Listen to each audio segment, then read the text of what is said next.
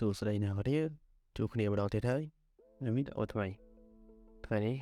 យើងនឹងមកធ្វើអក្សរ 3D ដែលអាចកែបានបែបនេះអញ្ចឹងកុំឲ្យខាតពេលនេះយូរតោះយើងទៅ Adobe Illustrator ទាំងអស់គ្នានៅក្នុង Artboard របស់ខ្ញុំដាក់វា 1920 x 1920 pixel ហើយសម្រាប់ color mode វិញគឺខ្ញុំត្រូវដូរវាទៅ RGB អញ្ចឹងចូល file ចូល document color mode RGB អូខេរួចរាល់អញ្ចឹងយើងចាប់ផ្ដើមធ្វើ sample color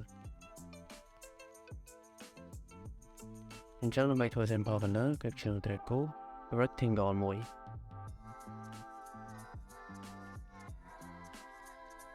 ហើយសម្រាប់ stroke គឺខ្ញុំសម្រាប់វាចោលហើយខ្ញុំដូរ fill វាខ្ញុំនឹងដាក់វាពណ៌ស្វាយអូខេ routine វា check out ហើយទាញមកអូខេ copy ចេញខ្ញុំដាក់វាពណ៌ខៀវរៀងចាស់តិចបាទគឺពណ៌បែបនេះអូខេទៅហើយខ្ញុំ select វាទាំងពីរខ្ញុំ blend វានៅគ្នាខ្ញុំ blend វាobject again blend option ដើម្បីយក specific step នៅកន្លែងនេះខ្ញុំដាក់8 6 ឬ 4 តាមចំណុចនេះអញ្ចឹងខ្ញុំដាក់ 6 អូខេអញ្ចឹងខ្ញុំបាន color ហើយអូខេទូទីនេះទៅលើយើងចាប់ផ្ដើមសរសេរអក្សររបស់យើងចឹងដើម្បីសរសេរអក្សរយើងចុចកន្លែង text នេះមកហើយចាប់ផ្ដើមសរសេរវាគឺកន្លែងនេះខ្ញុំដូរ font អញ្ចឹងខ្ញុំយក font នេះគឺ font ដដែលនេះហើយទំហំគឺខ្ញុំដាក់ 150អ្នកគ្នាអាចដាក់លើសហ្នឹងក៏បានអញ្ចឹងយើងសរសេរមកអញ្ចឹងយើងសរសេរហើយបន្ទាប់ពីសរសេរហើយយើងត្រូវការរើ appearance ដល់គ្នាអញ្ចឹងបើសិនជាអ្នកឃើញ appearance នៅលើបាននេះទេគឺយើងចូល window នេះឬក៏ចុច shift លេខ 6អញ្ចឹងខ្ញុំបាន appearance មកហើយអញ្ចឹងយើងកែវាបន្តិចគឺយើង double click លើ character នេះហើយលើ fill នេះគឺខ្ញុំលុបវាចោលអញ្ចឹងគឺយើងទទួលបានអត់មាន fill ទេគឺបែបនេះអញ្ចឹងខ្ញុំចាប់ផ្ដើម add new fill ឲ្យវាខ្ញុំចុចលើ character ហើយ add new fill ហើយនៅត្រង់នេះគឺខ្ញុំដូរពណ៌អញ្ចឹងខ្ញុំត្រូវការ copy ពណ៌អូខេអញ្ចឹងយើងចុច eyedropper tool មកនៅដល់ហើយនឹងចាប់ផ្ដើម copy ចម្លងពណ៌អញ្ចឹងខ្ញុំយកស្វាយរៀងចាស់បន្តិចអូខេអញ្ចឹងបន្ទាប់មកគឺយើងត្រូវការ apply effect ទៅលើវាយើងត្រូវការដាក់ effect ឲ្យវាដល់គ្នាអញ្ចឹងទីនេះយើងចូល new effect 3D អ្នកគ្នានេះមាន 3D classic ទៅបើសិនអ្នកគ្នាឃើញនៅក្រៅនេះទេគឺមាននៅក្នុងនេះអញ្ចឹងយកប្រើ 3D material ទេយើងប្រើ 3D classic យក extrude និង bevel ដើម្បីឲ្យវាមានកម្រាស់ហើយនៅកន្លែង assist នេះមុខវិញនេះគឺខ្ញុំ bevel វាទៅ top ហើយសម្រាប់ extrude deep នេះនៅក្នុងកម្រាស់វាខ្ញុំដាក់ 30តែហើយអាចដាក់ 30 clear target វាអត់សូវ smooth អញ្ចឹងយើងយកមក option មកចឹងយើងចុចកន្លែងពីរនេះវារៀងស្រួលហើយចុច OK ចឹងយើងទទួលបាន 3D អក្សរបែបនេះចឹងយើងចាប់ផ្ដើម add fill មួយទៀតហើយ fill នេះយើងដាក់ជា highlight ចឹង fill highlight នេះគឺយើងត្រូវការដាក់ពីមុខអញ្ចឹងខ្ញុំ select លើ character មក add new fill ហើយខ្ញុំទីវាឡើងលើព្រោះវាត្រូវនៅមុខនៅពីលើដល់នេះអញ្ចឹងខ្ញុំ copy ពណ៌យករឿងភ្លើងបាទវាពណ៌ស្វាយនឹងភ្លើងចឹងយើងធ្វើបានស្វាយភ្លើងហើយ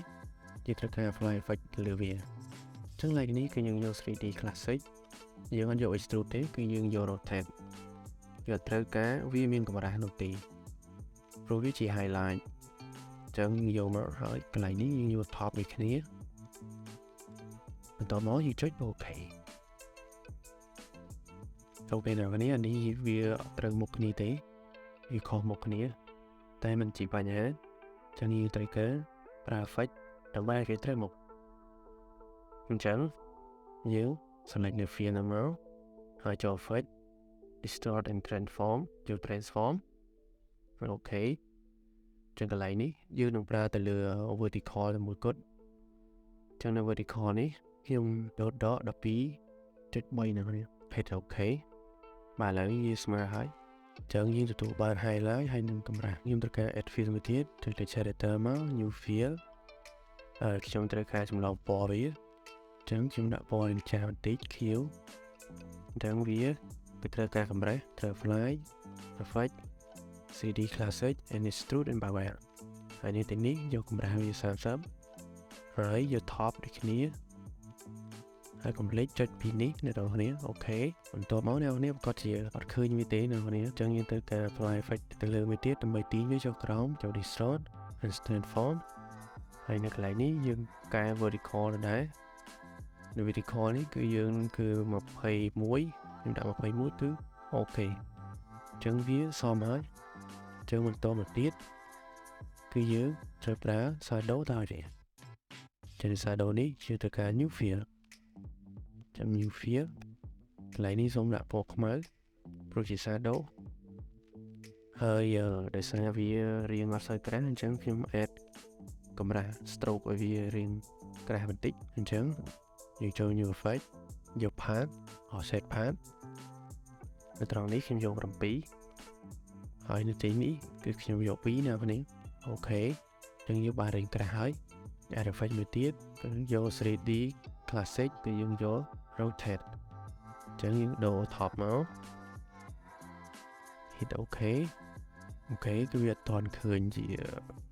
ចេញមកទេគឺវាទៅប្រច្រាស់អញ្ចឹងយើង add effect មួយទៀត distort and transform យក transform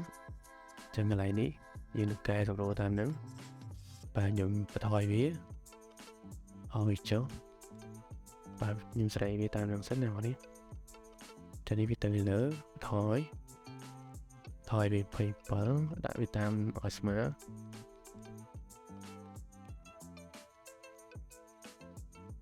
អូខេអញ្ចឹងខ្ញុំគិតថាដាក់30គិតថាពេលនេះគឺសារសម្រាប់ខ្ញុំនេះអញ្ចឹងខ្ញុំ apply effect មួយទៀតគឺ blur Gaussian blur ហើយនៅទីនេះគឺខ្ញុំយក24 hit អូខេបាទឥឡូវវាឃើញ blur ហើយតែវាអត់ទាន់ស័ក្តិសមអញ្ចឹងយើងចុចកន្លែង fill នេះមកចុចចុះក្រោមយើងចូលកន្លែង opacity វាកន្លែងនេះគឺខ្ញុំយក multiply ហើយកន្លែងនេះគឺខ្ញុំយក 50% អូខេអ្នកនរនេះអញ្ចឹងវាឃើញហើយបាទគឺវាទៅជា shadow ហើយអញ្ចឹងគឺរលាយអ្នកគ្នានេះគឺជាអក្សរ 3D ហើយ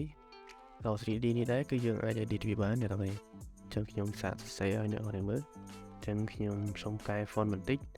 ខ្ញុំចង់សរសេរជាអក្សរខ្មែរយើងអាចកែ font តាមនឹងបានអ្នកចង់សរសេរជាអក្សរអីក៏បានដែរខ្ញុំគិតថា font នេះចឹងសរសេរសូមលឿនបន្តិច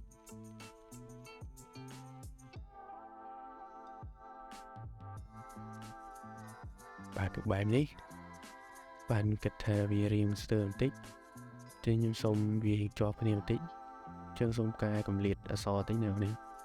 ចឹងចូលកន្លែងនេះមកសូមលឿនបន្តិចអូខេគឺរួចរាល់ហើយអញ្ចឹងគឺវាស្អាតហើយអ្វីដែលខ្ញុំត្រូវធ្វើបន្ទាប់គឺខ្ញុំដាក់ background នេះវាអញ្ចឹងខ្ញុំសូមលឿនបន្តិចដល់គ្នាគឺអ្នកនរចង់ដាក់ background បែបណាក៏បាននេះខ្ញុំដាក់ធម្មតាដើម្បីឲ្យងាយស្រួល